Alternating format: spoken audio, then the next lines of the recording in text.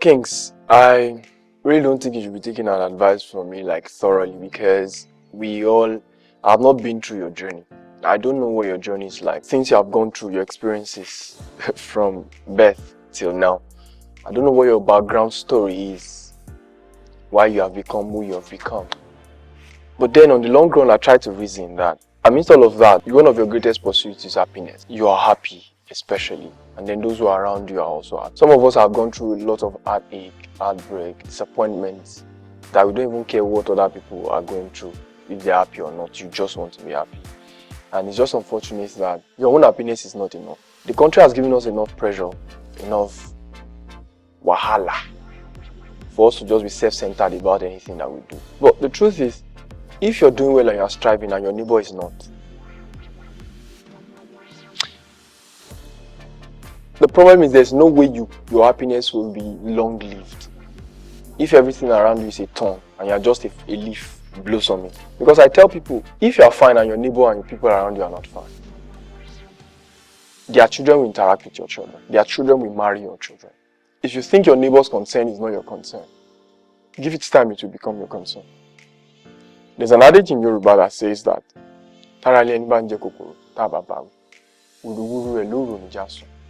in English, it means that if your neighbor is taking in harmful substance during the day and you feel you are not in no position to warn your neighbor, it's trouble at midnight will not make you also sleep at midnight.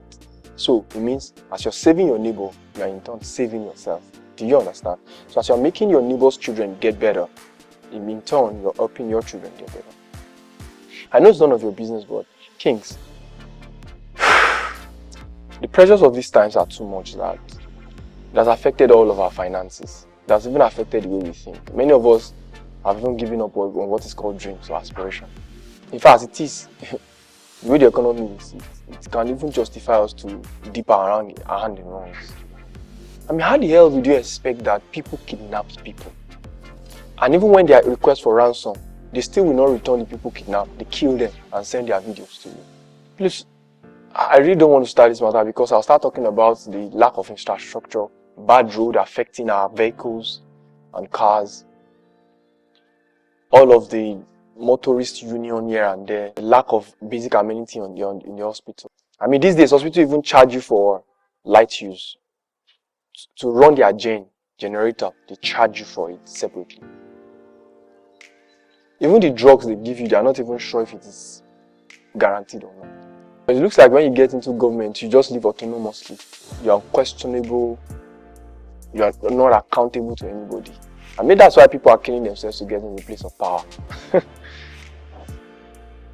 Like, the power is too much. But Kings, what I'm here is to just tell you how we should live within our means.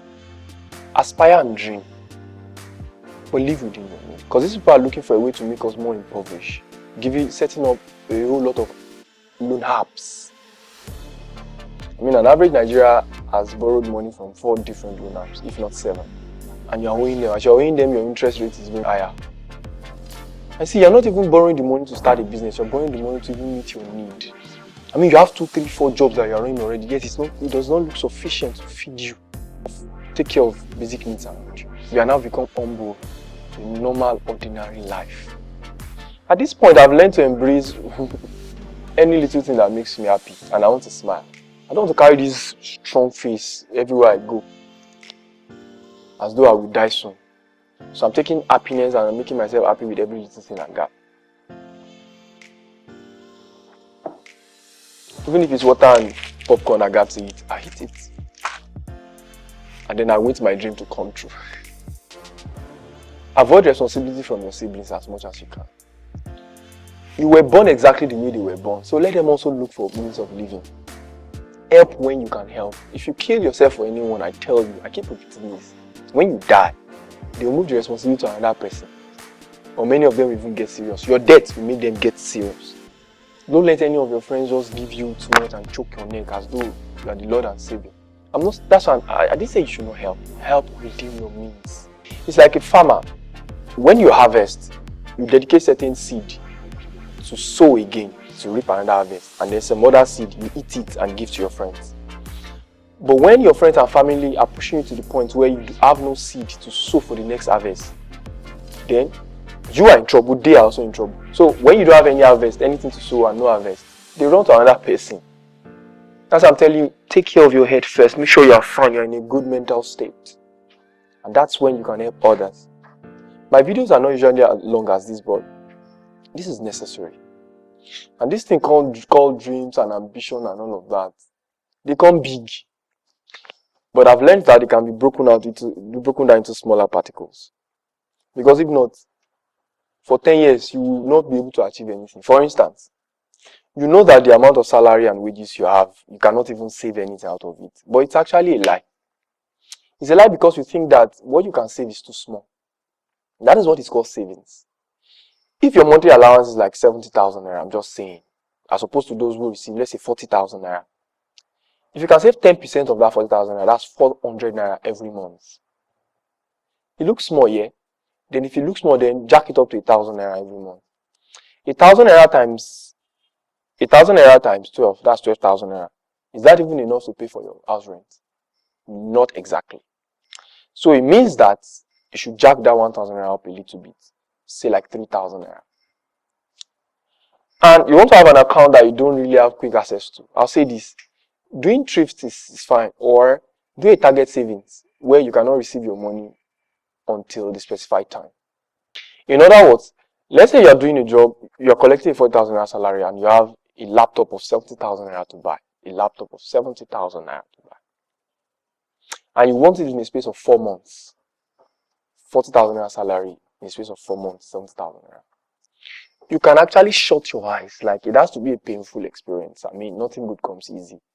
To save about 20,000 naira monthly. That is huge. I mean, considering that you're going to transport yourself and you're going to feed that whole month. But that would be a serious one. So, let's say 15,000 naira monthly out of your 40,000 naira.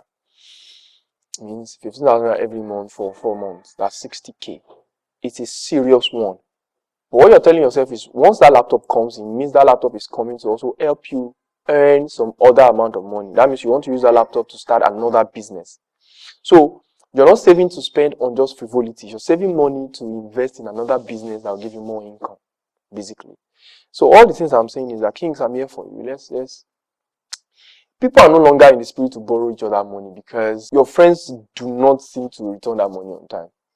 Or they would even give you an excuse to not return the money. So, people are not borrowing money. Things are getting tough as it is. And please let me say this. If you have done all that you can, done all the modest work, good work, and then you feel pushed to go do bad, please intensify prayer.